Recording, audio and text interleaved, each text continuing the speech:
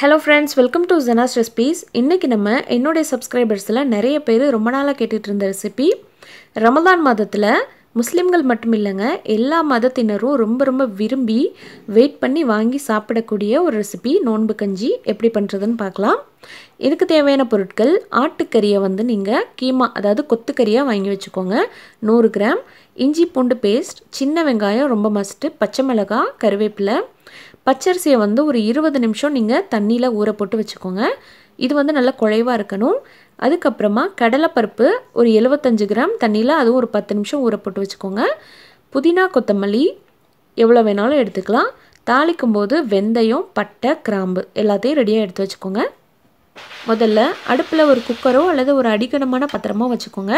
ஒரு 5 table spoon oil சேர்த்துட்டு எடுத்து வச்சுருக்க இந்த வெந்தயம், பட்டை, கிராம்பு சேர்த்து நல்லா பொரிய விட்டுருங்க.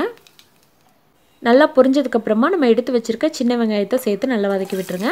சின்ன வெங்காயம் இல்லை பெரிய வெங்காயம் தான் இருக்குது அப்படின்னு சொன்னால் நீங்கள் அதை கூட சேர்த்துக்கலாம். இது சேர்த்திங்கன்னா உங்களுக்கு நல்ல டேஸ்ட் கிடைக்கும். அதுக்காகத்தான் இந்த அளவுக்கு வதங்கினதுக்கப்புறமா அடுத்ததாக கொத்துக்கறியை சேர்த்துக்கோங்க.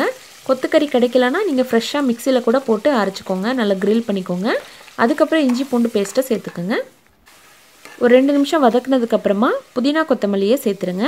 புதினா கொத்தமல்லி அதிகமாக சேர்க்கும்போது நல்ல ஃப்ளேவராக இருக்கும். அடுத்ததாக கருவேப்பிலையும் சேர்த்துருங்க. கூடவே பச்சை மிளகாவும் சேர்த்துருங்க.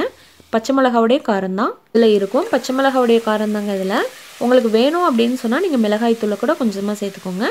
இதுக்கு தேவையான சால்ட்டும் ஆட் பண்ணிடுங்க. இந்த சமயத்திலேயே ஒரு 3 நிமிஷம் நல்லா வதக்கி விட்டுருங்க. ஓரளவுக்கு எண்ணெய் பிரிஞ்சு வருது பாருங்கள்.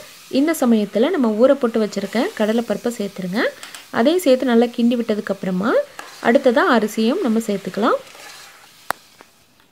அடுத்ததாக அரிசியை சேர்த்துக்கோங்க. அரிசி பார்த்திங்கன்னா எந்த அரிசி வேணாலும் சேர்த்துக்கோங்க. பச்சரிசி சேர்த்துக்கலாம், பொன்னி அரிசி சேர்த்துக்கலாம், அதே போல் பாஸ்மதி அரிசி கூட சேர்த்துக்கலாம். மற்ற அரிசிகள் சேர்க்குறதா இருந்தால் லைட்டாக கிரில் பண்ணி போடுங்க. தண்ணி எவ்வளோ சேர்க்கணுன்னா 6 பங்கு தண்ணி சேருங்க. நல்லா குழைவாக வேகிறதுக்காக நிறைய தண்ணி சேர்த்துட்டு ஒரு 6 விசில் வச்சுருங்க. நான் கரெக்டாக 5 விசில் வச்சுட்டு 15 நிமிஷம் அப்படியே ஆஃப் பண்ணி தம்மில் வச்சுட்டேன். இப்போ ஓப்பன் பண்ணி பார்க்கலாம். பாருங்கள், அரிசி, பருப்பு, கறி எல்லாமே நல்லா குக் ஆயிருச்சு. ரொம்ப அதிகமான ஃப்ளேவராக இருக்குது ஃப்ரெண்ட்ஸ். இதுதான் கரெக்டான நோன்பு கஞ்சியோடைய பக்குவம் ஃப்ரெண்ட்ஸ். இந்த சமயத்தில் நீங்கள் தேங்காய் பால் கூட சேர்த்துக்கலாம். நான் இன்றைக்கி வந்து தேங்காய் பால் சேர்க்கலை. சூப்பரான நோன்பு கஞ்சி ரெடி ஆயிடுச்சு. இப்போவே ரமலான் மாதம் வந்த எஃபெக்ட் எனக்கு வந்துருச்சு. உங்களில் எத்தனை பேருக்கு நோன்பு கஞ்சி பிடிக்குங்கிறத கமெண்ட்ஸில் சொல்லுங்கள். இந்த வீடியோ பிடிச்சிருந்தால் லைக் பண்ணி ஷேர் பண்ணுங்கள். மறக்காமல் சப்ஸ்கிரைப் பண்ணுங்கள். தேங்க்யூ.